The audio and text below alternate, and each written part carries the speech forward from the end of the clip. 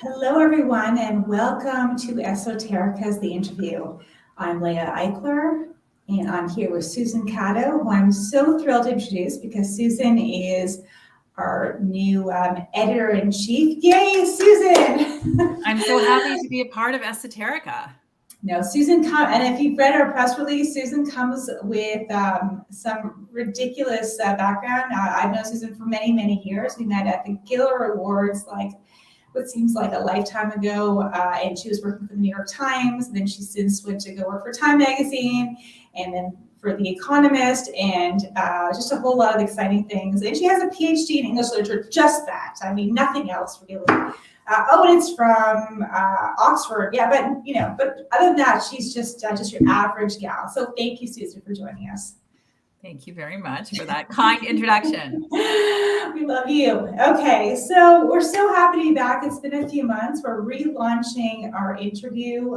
We're going to make it more talkative. We're going to bring in guests. We're going to talk about issues that are almost always pertaining to works of literature, to books, to pop culture, and where it intersects with books, and maybe what's happening in the news as it intersects with books and writing and big ideas.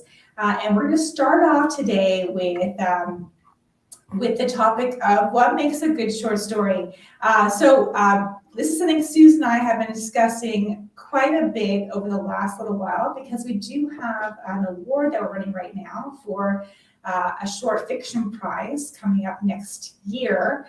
The entries are still open, so you can still apply. We'd love to see what you have to submit.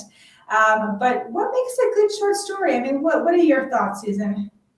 Well, I've been really inspired by reading a relatively recent book, A Swim in the Pond in the Rain by George Saunders. George Saunders is himself a master of the short story, but he also is a teacher, and he's famed for his short story course focusing on Russian literature. So what he's done is a book that any aspiring writer or current writer should not miss, in which he essentially delivers his course. He publishes the story and breaks into it to give you his lessons about why this story works. And it gave me a whole new way of thinking about short story structure, because he sees formula and structure all over a good short story.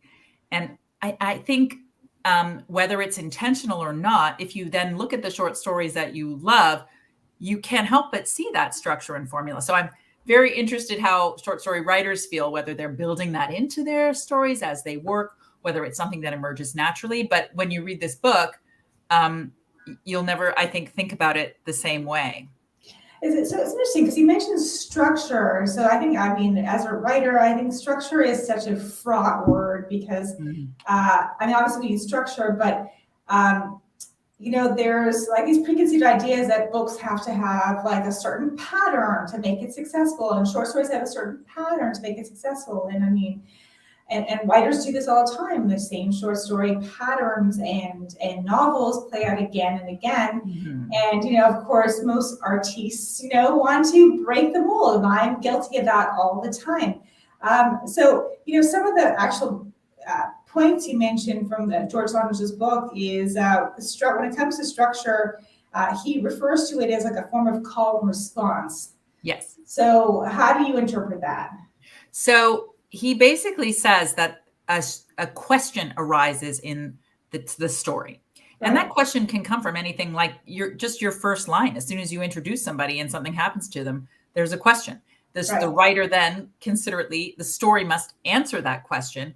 And his line is, if we want to make good structure, we just have to be aware of what question we are causing the reader to ask and then answer that question.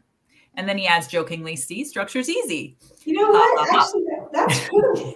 It's funny, but it's also brilliant because, I'm a huge fan of opening lines. Opening lines are so important. Yeah. But also, this kind of helps explain, when we've been reading short stories, you and I have read many, many, many short stories over the last little while.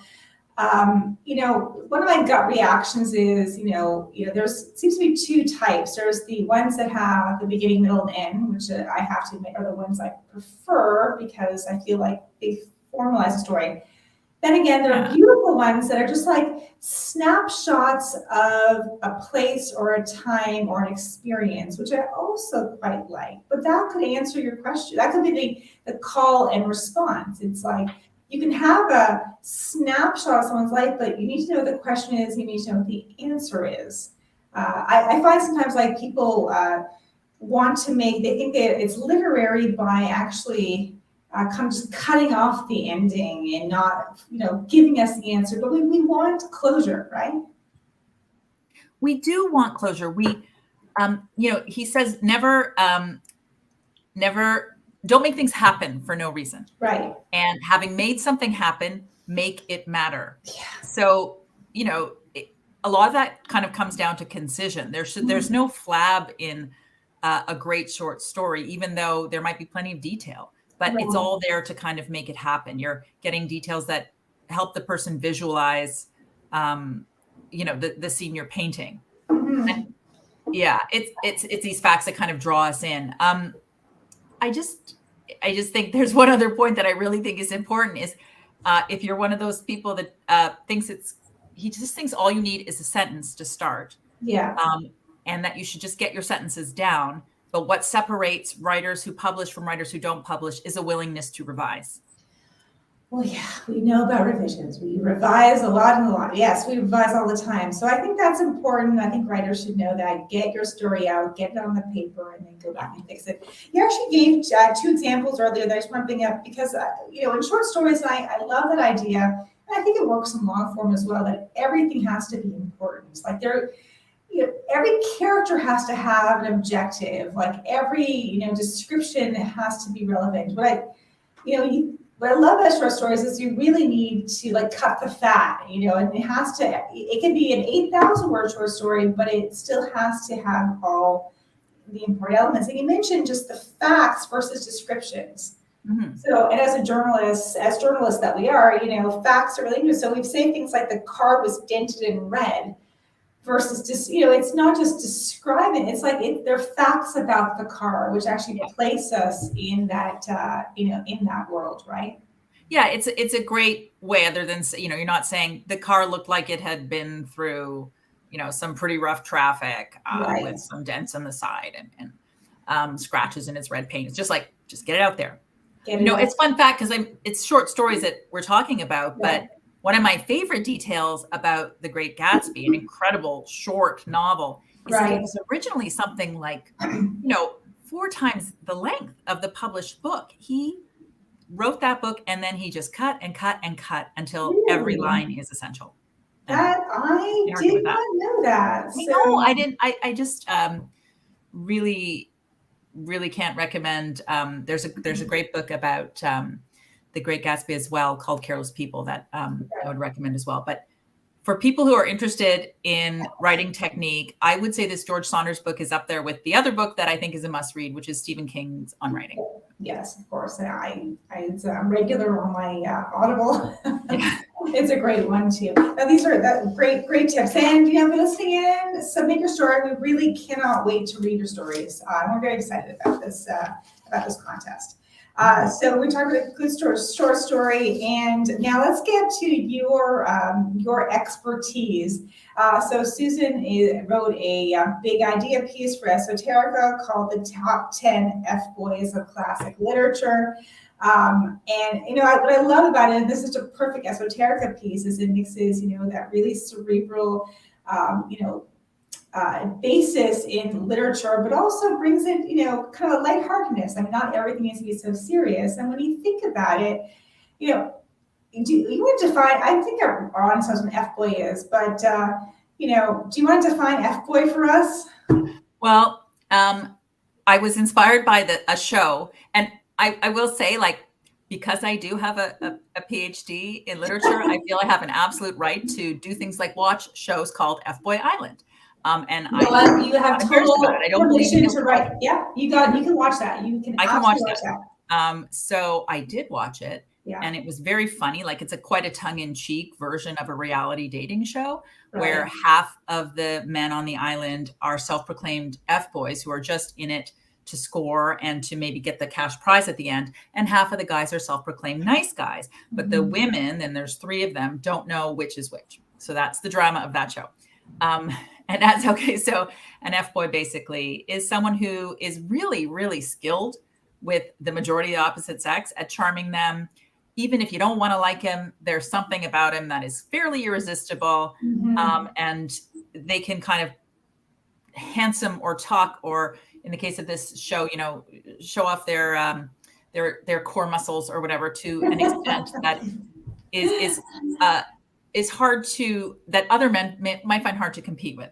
And of course, men like this are not just that we see them in real life, but we see them in literature too. I was struck by how similar the experiences, apart from the shirtlessness, lined up with Jane Austen novels that I happen to be reading. So every Jane Austen novel has an F-boy, right? A character who poses a real threat to the women in the story, even as he adds that sex appeal and sizzle. So that's what I started looking at. I think Jane Austen, and as I explained in my piece, does this incredibly well, both mocking them, but also showing why they are so appealing to us. And you can think of obvious people like Wickham in Pride and Prejudice, or Willoughby in Sense and Sensibility is probably, the ultimate archetype. But I wanted to ask, I know you're a big fan of, Emily Bronte and so forth. So I want to take it beyond Austen and sort of say, who are some of these other F-boys of classic literature? Who jumps out to you? Well, it's interesting because, I am so, Susan and I have an ongoing feud of if Bronte is better than Austen. I come across, I do like Jane Austen. I really love Wuthering Heights. It's just one of my favorite books. But, I don't, and the thing that's interesting about Jane Austen, and if I have to generalize about her books, is that she has the 2 archetypes. So she's always comparing what I refer to as like the boring state kind of man, who turns out to be okay, maybe or maybe not, and, the very vivacious F-boy, let's call him, okay? Yeah. So, it's the 2, it's like, who do I pick? Let's go into, and it's almost the basis of every romance novel. Do I pick the hot, dangerous guy who may never settle down with me, or do I pick the tried and true guy? So, it is fascinating. I will say, I don't think Heathcliff is an F-boy. Let's just drop that. I think he's widely, because I think we need to differentiate between F-boys that are in it for the hustle and those that are just tragically flawed, because I don't think it's an intentional, I'm going to string you along intentionally. It's the tragic flaw, which in my mind is hugely appealing. Scott is wrong with me, but I definitely like the tragically flawed. So I don't know. Let's talk about some of the other F-boys that are in classic literature. So, what other ones did you talk about in your article? Well, I will say that prior to Jane Austen, it's not like the F-boy didn't exist. Yeah. He just wasn't maybe written as well. So, and authors that really influenced Jane Austen, Samuel Richardson and Henry Fielding, who wrote right before Austen, they both had F-boys. In Richardson's case, anti-hero in Clarissa and Pamela. Right. In Henry Fielding's case, a book like Tom Jones. Tom Jones is a classic F-boy. He's lovable. He's not trying to wreck anyone's life, but he just can't help it if women throw themselves at him. Right. If you go even further back, you could say that Odysseus was an F-boy because, he's meeting, he's seducing, he's having no trouble with the ladies, and he's not especially bothered with the repercussions of that. Right. No, I think that's really true, and you actually mentioned the talented Mr. Ripley. Let's go from book to film. Also one of my favorite, and also very appealing F-boys in that one.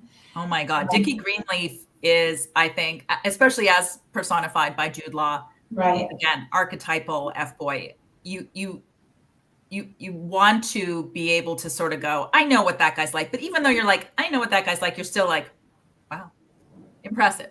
And I think that's why Jane Austen is so cool, because she doesn't actually have her, even her most sensible heroine will Right. not be able to just completely dismiss and be disgusted by. She'll be like, I know he's an idiot, but you got to hand it to him. He's charming.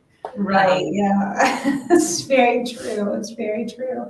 I think great literature is littered by it. I would love to know what anyone watching this thinks about their favorite novel, who's the F-boy that they like in classic literature, or who's the, it's the scene stealers, really. Right. Well, I mean, maybe people can write in and talk about who they think is their most revered or, most enticing F-boy in classic literature, even modern literature.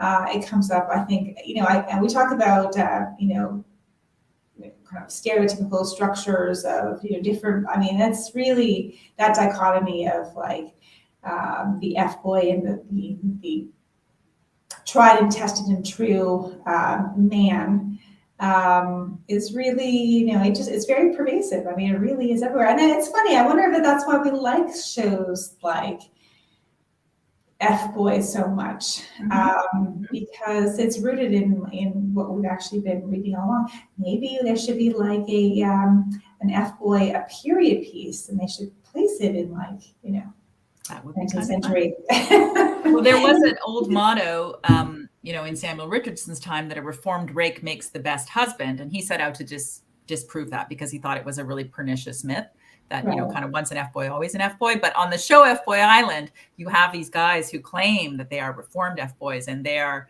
considered the big catch because they allegedly can offer the excitement while still being faithful and, husband material. None of it is fair.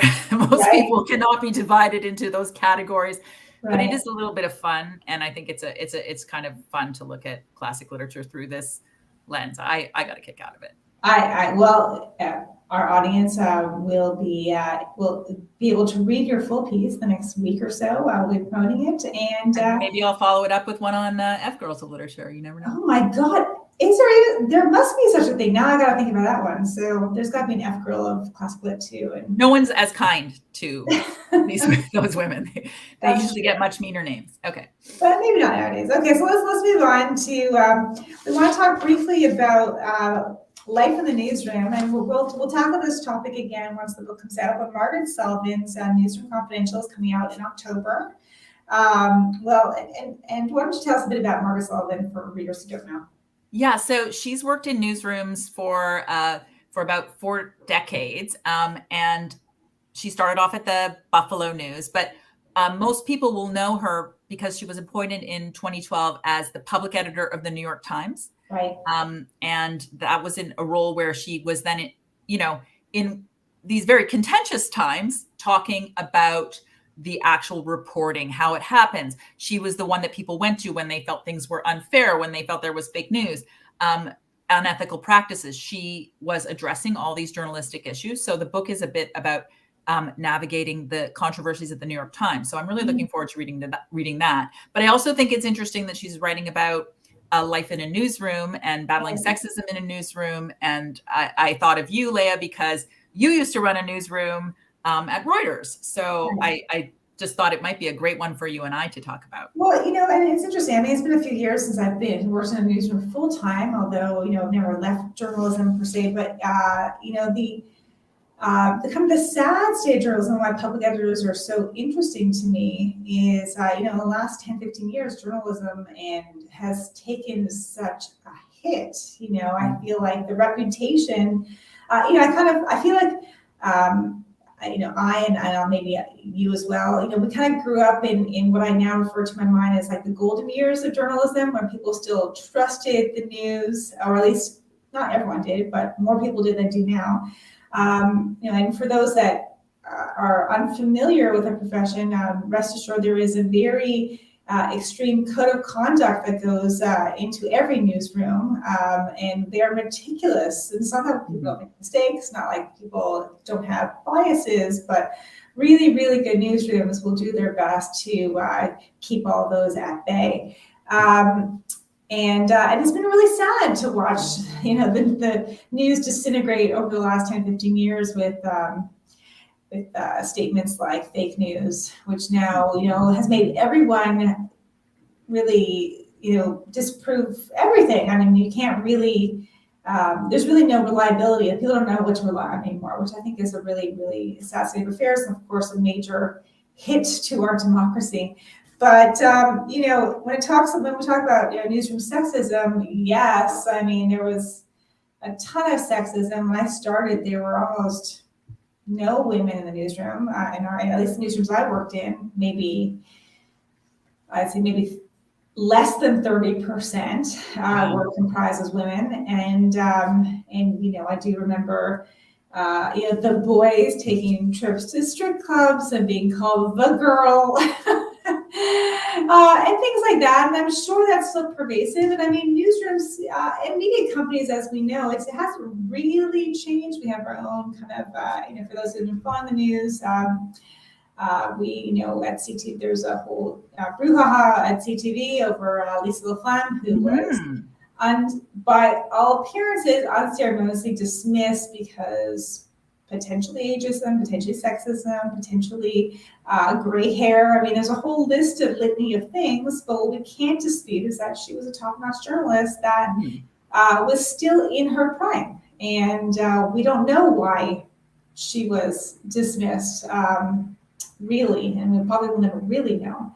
But I think sexism is still there. Well, I mean, I think it's still very pervasive, and it's a shame. Well, I mean, what do you think, Sue?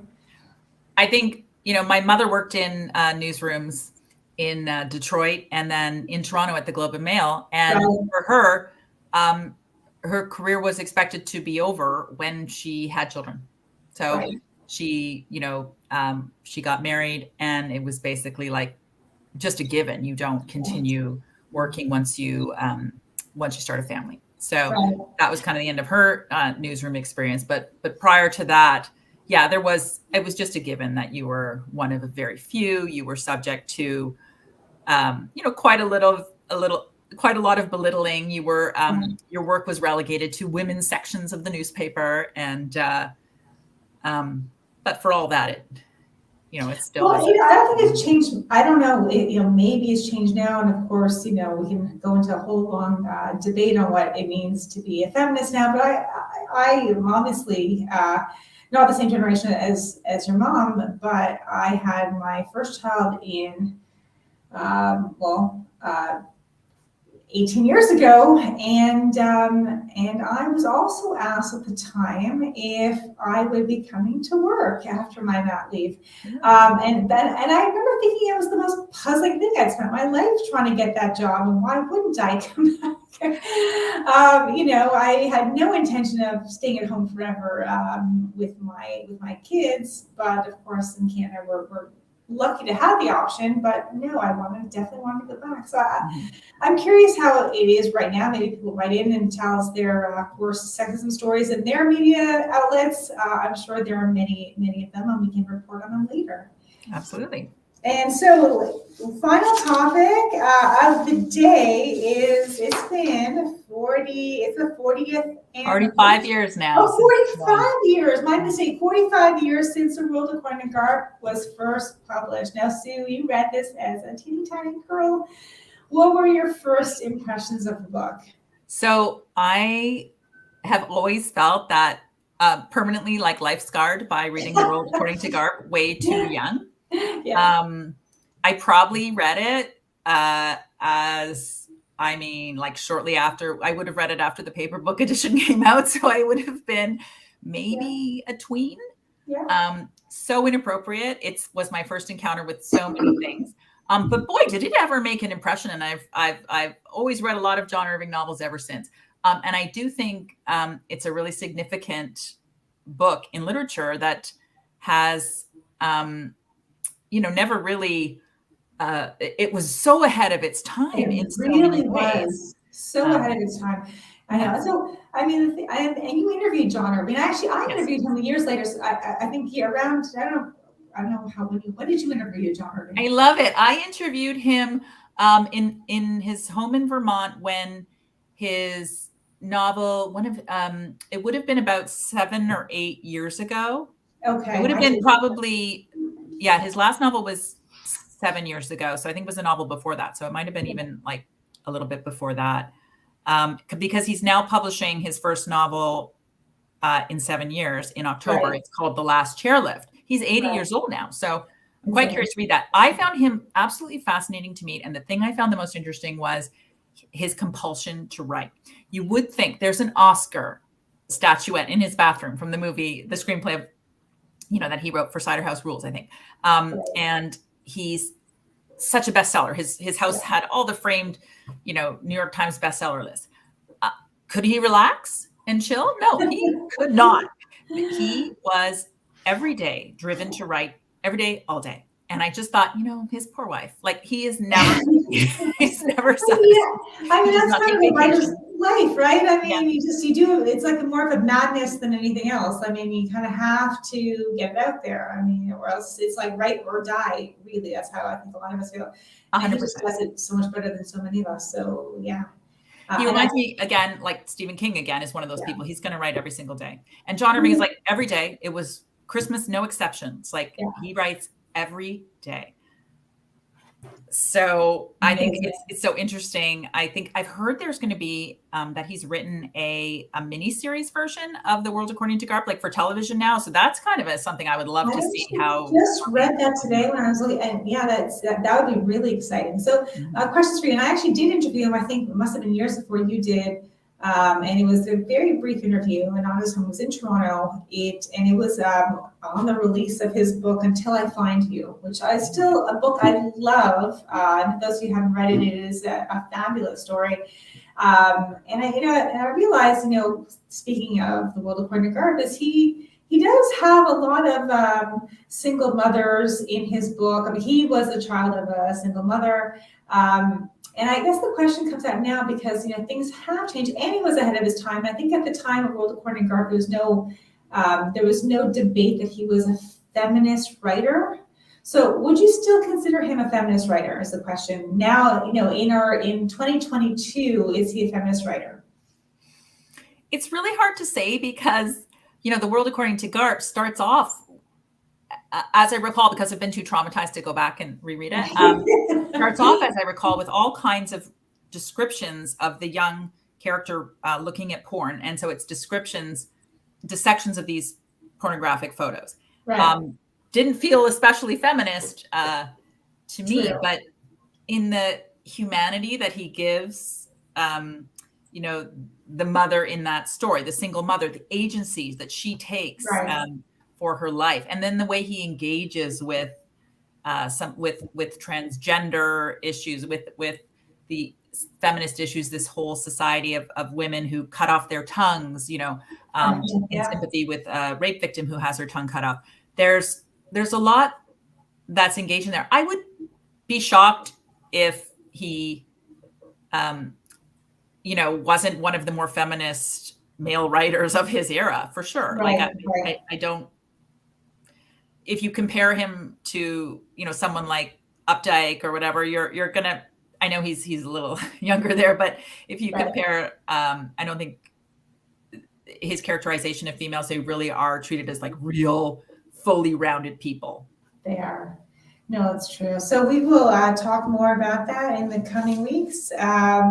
And I want everyone to tune in next Tuesday. This will be a regular Tuesday session. We will have guests. We will have different topics. You can call in or post in, whatever it is, and engage with us. And we're really looking forward to making the interview something that our readers will really cherish and look forward to.